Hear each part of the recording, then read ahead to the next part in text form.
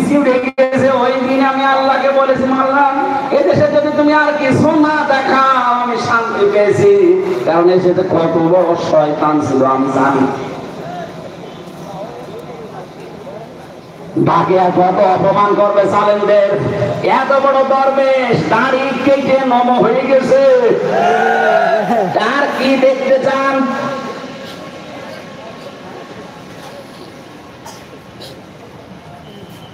উনি বলেছিলেন শুধু নাড়া দেওয়া হবে দেশে, দিল্লি গিয়ে পড়বেন। ওনার যে স্বপ্ন আজ দেখলাম, ঠিক আমরা একটু নাড়া দিয়েছি, ঠিক দিল্লি গিয়ে পড়েছে।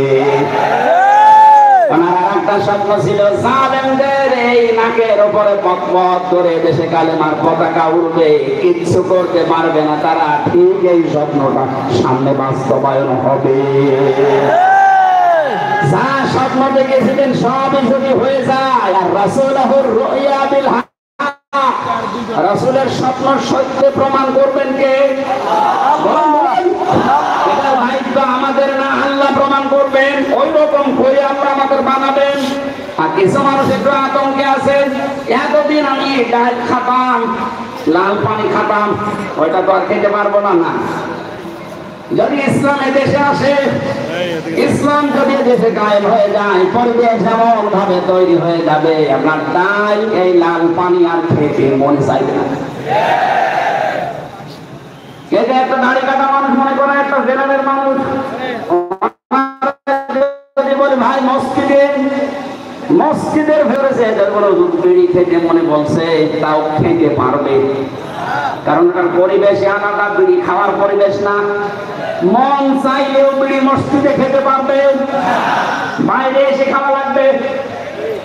আপনারা যারা ওই রকম কিছু করতে চান, আপনার জন্য বাইরে আলাদা ব্যবস্থা থাকবে, কিন্তু 56,000 বর্গ মাইল পুরাটা কোরআনের রঙে রঙিন হবে। আপনি আর ডালও খেতে চাইবেন না, পানিও খেতে চাইবেন না। ওই পরিবেশ আসবে, জান্নাতি পরিবেশ তৈরি হয়ে গেলে আপনার মন মানসিকতা আল্লাহ ওই রকম জান্নাতি পরিবেশের মতো তৈরি করে দেবে। তখন আর বিড়ি, ডাল, বাবা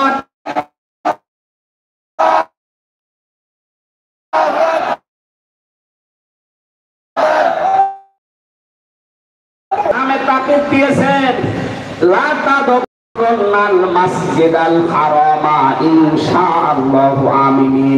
নিরাপত্তার সাথে আপনি প্রবেশ করবেন। নবীজি জানিয়েছেন তামাম দুনিয়া মুমিন বান্দা বান্দীদের জন্য এটা একটা সেজদার জায়গা, মসজিদ। আমাদের এই 56,000 বর্গ মাইলের দেশটা আমরা এমন মসজিদ, এমন পবিত্র জায়গা বানাবো যেন সব জায়গায় আল্লাহর পবিত্র বিধান মানা যায়। আমরা নিরাপত্তার সাথে চলবো।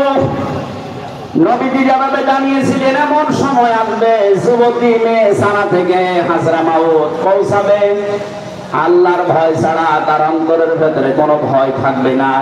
ওই রকম একটা পরিবেশ আমরা দেখতে চাই কিনা বলেন?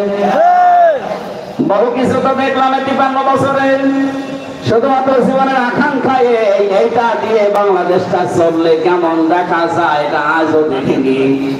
আল্লাহ, মুসাফির অবস্থায় আছি, মাসলুম অবস্থায় আছি, অসুস্থ অবস্থায় আছি, হাজারো বান্দা বান্দীদের নিয়ে দোয়া করছি। আল্লাহ আমাদের চর্মযোগে দেখার তৌফিক দাও যে এইটা দিয়ে দেশ চলছে। দেখবেন যত রকমের ভয় আজ বাতিলরা দেখাচ্ছে, একটা ভয় থাকবে না।